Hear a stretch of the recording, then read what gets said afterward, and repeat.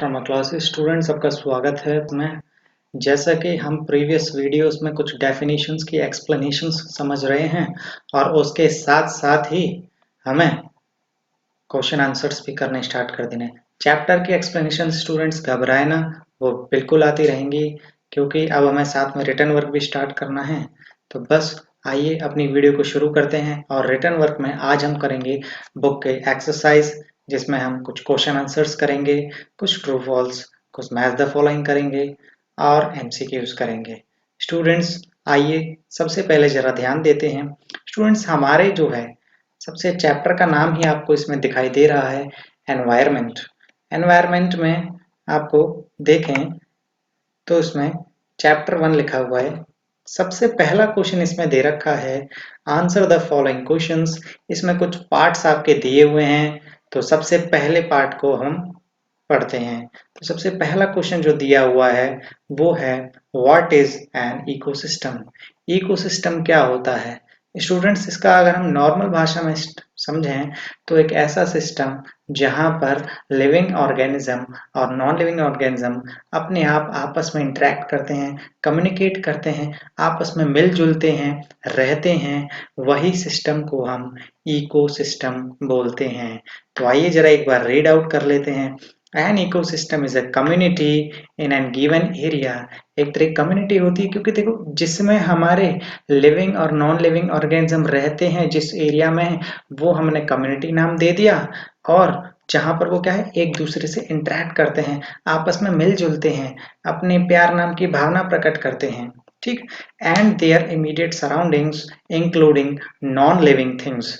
उनके आसपास में जितनी भी उनकी सराउंडिंग्स हैं, आसपास के एरिया है, जितनी भी थिंग्स उसमें इन्वॉल्व हैं, चाहे वो हमारी लैंड हो, एयर हो, वाटर हो, फॉरेस्ट हो, तो उसमें लिविंग थिंग्स रहते हैं। वही सिस्टम को हमने यहाँ पे नाम दे दिया इकोसिस्टम। नेक्स्ट पार्ट की तरफ हम मूव करते हैं बच्चे। नेक्स्ट पार्ट हमारा बताया हुआ है, what do you mean by natural environment. Natural environment का मतलब क्या है? अब थोड़ा वर्ड से ही मतलब देख लेते हैं। एक ऐसा एनवायरनमेंट जो नेचर ने क्रिएट किया हुआ है, यानी कि नेचर ने बनाया हुआ है, प्रकृति ने बनाया हुआ है। और हमें पता है नेचर में क्या क्या आते हैं, मैं अक्सर बता चुका हूं, लैंड, एयर, वाटर, सिंपल। तो लैंड, एयर, वाटर, प्लांट्स, ये सारे नेचर में आते हैं। तो बस ऐसा एनवायरनमेंट ही हमारा नेचुरल एनवायरनमेंट बताया जाता है, कहलाया जाता है। स्टूडेंट्स आइए जरा देखते हैं। नेक्स्ट है, the environment which is created by nature. एक तरह का ऐसा एनवायरनमेंट, एक तरह का ऐसा सराउंडिंग्स जो किसने बनाया है? नेचर ने बनाया है, भगवान ने बनाया है, प्रकृति ने बनाया है। और उसमें क्या क्या आते हैं? Comprises of land, air, water, plants and animals. इन सभी एनवायरनमेंट में, इन सभी सराउंडिंग्स में हमारी लैंड, एयर, वाटर भी आती है, साथ में प्लांट्स एंड एनिमल्स भी आ जाते हैं। क्योंकि लैंड, एयर, वाटर को इस्तेमाल कौन करेगा? प्लांट्स एंड एनिमल्स ही तो करेंगे, ठीक। तो वो सारी चीजें हमारे नेचर का पार्ट हैं और उस तरह के एनवायरनमेंट को क्या बोला जाता है? Natural environment. And thus the environment is known as natural environment. Next part की तरफ अब हम मूव करते हैं स्टूडेंट्स। इसमें दिया हुआ है, which are the major components of the environment. यानी कि वो कौन से पार्ट्स हैं, वो कौन से अहम हिस्से हैं जो एनवायरनमेंट को बनाते हैं, चाहे वो कैसा भी हो। स्टूडेंट्स हमने शुरुआत में पढ़ा था एनवायरनमेंट दो तीन तरीके का होता है। सबसे पहले तो उसमें मैंने बताया था बायोटिक और अबायोटिक एनवायरनमेंट। कोई बात नहीं, अब इसमें हम और इलेबोरेट कर लेते हैं। बायोटिक में हमारे लिविंग थिंग्स आते हैं और अबायोटिक में नॉन लिविंग थिंग्स आते हैं। तो जिसमें लिविंग थिंग्स और नॉन लिविंग थिंग्स आते हैं वो एनवायरनमेंट का पार्ट है। तो सबसे पहला इसमें टाइप पढ़ते हैं, टाइप्स ऑफ एनवायरनमेंट में नेचुरल एनवायरनमेंट। इससे जस्ट पहले वाले ही क्वेश्चन में मैं आपको बता चुका हूं कि नेचुरल एनवायरनमेंट क्या होता है, जो नेचर ने बनाया है, जो नेचर ने क्रिएट किया है। जरा गौर से समझते हैं इसमें क्या आते हैं, लैंड, एयर, वाटर, ये सारे नेचुरल एनवायरनमेंट में आते हैं, plants and animals. Second type जो इसमें दिया हुआ है वो है हमारा, ह्यूमन एनवायरनमेंट। ह्यूमन एनवायरनमेंट में क्या है? अब ह्यूमन एनवायरनमेंट में वो सारी चीजें आ जाती हैं, जैसे फॉर एग्जांपल एक इंडिविजुअल इंसान रहता है तो वो ह्यूमन एनवायरनमेंट का पार्ट है, ह्यूमन है वो। अगर ग्रुप बन जाता है इंसानों का तो वो सोसाइटी कहलाती है। तो बिल्कुल ग्रुप ऑफ पीपल्स भी सोसाइटी बन जाती है, वो भी एनवायरनमेंट है। रिलीजन जो कि लोग उसको फॉलो करते हैं, ह्यूमन नहीं का ही पार्ट है, ह्यूमन एनवायरनमेंट का ही पार्ट है, तो हमारा उसमें रिलीजन भी आ जाता है।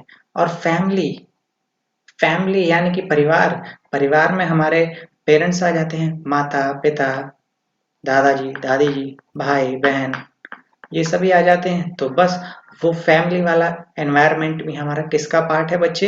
ह्यूमन एनवायरनमेंट का। मंदिर, इंस्टीट्यूशन। अब जरा समझते हैं human made environment. Third types में बताया हुआ है ह्यूमन मेड एनवायरनमेंट। जैसे कि इसमें आ जाता है कि एक ऐसा एनवायरनमेंट जो खुद ही ह्यूमन ने क्रिएट किया है, जो ह्यूमन ने बनाया है, जो हम जैसे इंसानों ने बनाया है। और हमें पता है हम जैसे इंसान क्या बनाते हैं, मैं वीडियोस में बता चुका हूँ। जैसे बिल्डिंग्स, ह्यूमन बना सकता है बिल्डिंग्स, बिल्डिंग्स बन सकती हैं। ब्रिजेस, ब्रिज की बात करूं, डैम्स, ये सारे ह्यूमन मेड एनवायरनमेंट हैं। जैसे बड़े बड़े इंस्टीट्यूशंस हो गए, ठीक, बड़े बड़े हमारे घर हो गए, होम्स हो गए, घर, तो ये स्कूल्स हो गए, ठीक, हॉस्पिटल्स हो गए, प्लेग्राउंड्स हो गए, ये कौन बनाता है? ह्यूमन बीइंग बनाता है।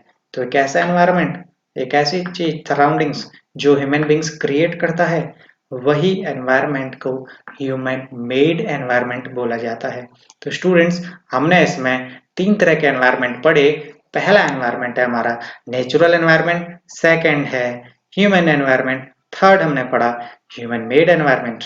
नेक्स्ट क्वेश्चन की तरफ हम मूव करते हैं बच्चे। इसमें बोल रखा है give 4 examples of human made environment. देखो वहीं से ही हमारा क्वेश्चन निकल के आ गया कि ह्यूमन मेड एनवायरनमेंट के कौन कौन से हमारे एग्जांपल्स हो सकते हैं, हम कौन कौन सी चीज बना सकते हैं। बिल्कुल जैसे व्हीकल्स, हमारे आसपास रेलगाड़ी, अगर बस, एरोप्लेन, हाँ अगर हम बात करें सी पोर्ट में जो हमारे चलते हैं, पानी के जहाज, शिप, तो ये किसने बनाए? ह्यूमन नहीं तो बनाए। तो एनवायरनमेंट कौन क्रिएट कर रहा है? ह्यूमन कर रहा है, तो इसीलिए वो ह्यूमन एनवायरनमेंट का पार्ट आ गए। अगर हम बात करें रोड्स, रोड कौन बना रहा है? ह्यूमन बीइंग बना रहा है, तो ह्यूमन बीइंग उसका एग्जाम्पल हो गया ह्यूमन मेड एनवायरनमेंट का।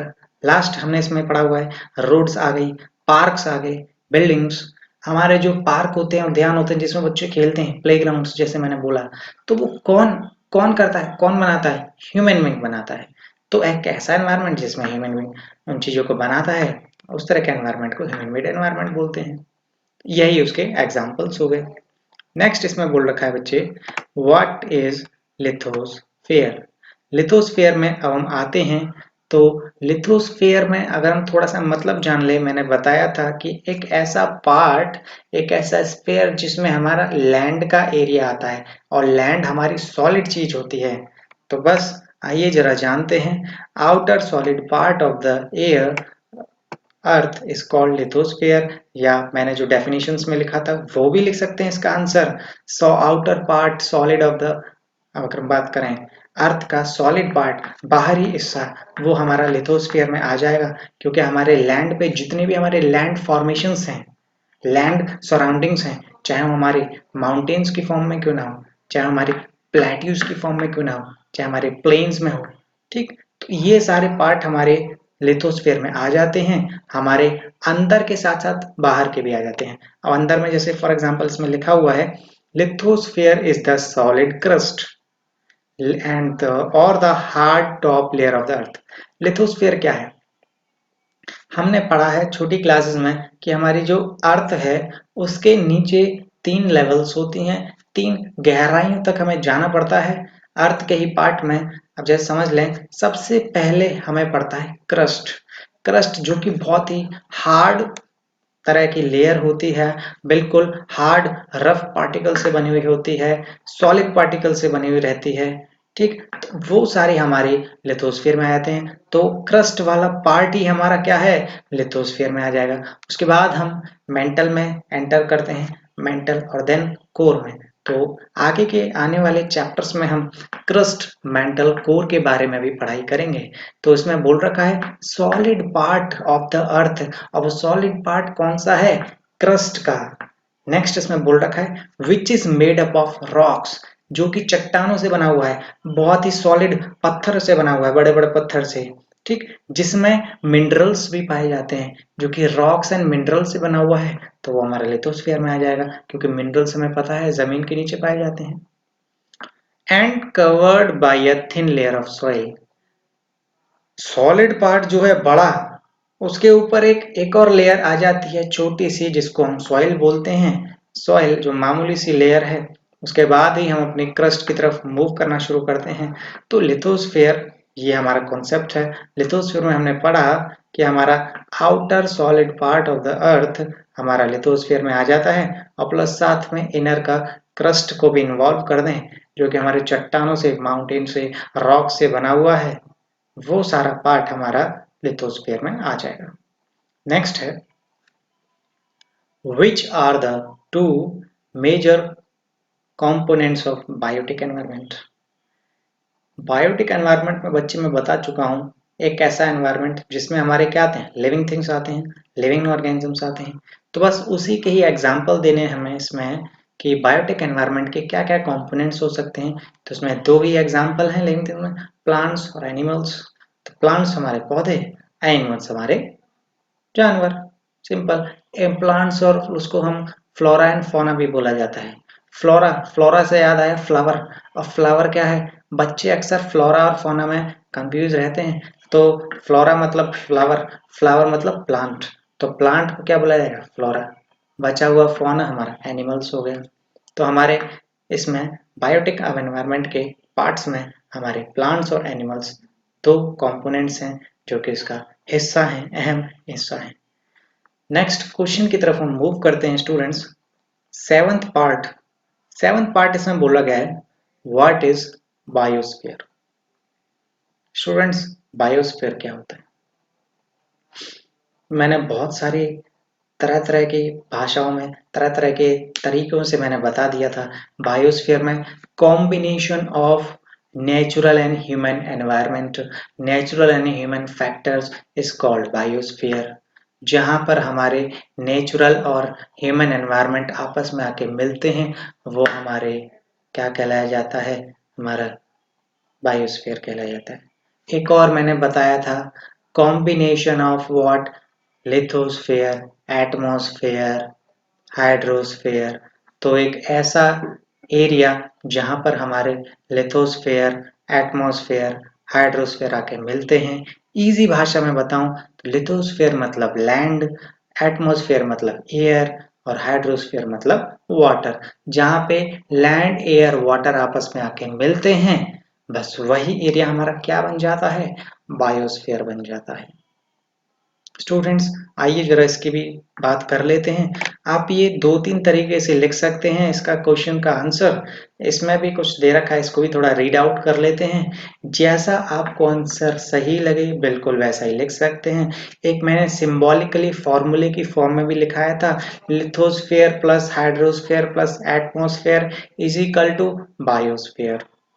तो स्टूडेंट्स अब जरा इसका मीनिंग पढ़ लेते हैं क्वेश्चन का। Biosphere is a narrow zone of earth. एक तरह का नैरो जोन होता है, ठीक, छोटा, जिसमें क्या है, अर्थ जहां पर क्या क्या आते हैं, लैंड, एयर, वाटर आपस में इंटरेक्ट करते हैं, आपस में मिलते जुलते हैं, ठीक, टू सपोर्ट लाइफ। और क्या सपोर्ट करने के लिए, लाइफ को, क्योंकि जहां पर हमारे लैंड, एयर, वाटर मिल जाते हैं, वहीं पे ही हमारी लाइफ स्टार्ट हो जाती है। अब लाइफ स्टार्ट हो जाएगी तो प्लांट्स एंड एनिमल्स अपने आप आ जाएंगे, प्लांट्स एंड एनिमल्स हो जाएंगे, उनको रहने की जगह मिल जाएगी। तो बायोस्फीयर में भी बात करें, हमारे प्लांट्स एंड एनिमल्स आकर रहते हैं। It consist of plant and animal kingdom together. देखो वही बात आ गई, इसमें हमारे प्लांट्स और एनिमल्स भी आ जाएंगे, क्योंकि उन्हें एक शरण, एक घर मिल जाएगा रहने का, जहाँ पे उनको लैंड भी चाहिए रहने के लिए, एयर सांस लेने के चाहिए, और वाटर तो फूड की फॉर्म में वो यूज कर सकते हैं। तो लैंड, एयर, वाटर जहाँ पर आप मिल जाते हैं, वही एरिया हमारा बायोस्फीयर कहलाता है। मैंने डेफिनेशंस में भी अच्छे से समझाया हुआ है। तो स्टूडेंट्स, आज की वीडियो में हमने समझा कुछ क्वेश्चन आंसर्स। नेक्स्ट वीडियो में आपको यहाँ पे दिखाई दे रहा है टिक द करेक्ट ऑप्शन हम करेंगे। स्टूडेंट्स, यहाँ पर आप अपना काम कंप्लीट करके चलें और आगे हम MCQs प्लस साथ में मैच द फॉलोइंग करेंगे। Okay, thank you class. Stay home, stay safe. Video अच्छी लगी हो तो लाइक एंड सब्सक्राइब करना ना भूलें और अपने फ्रेंड्स, रिलेटिव्स, यार दोस्तों के साथ शेयर करना जरूर करते रहें। Okay, thank you class.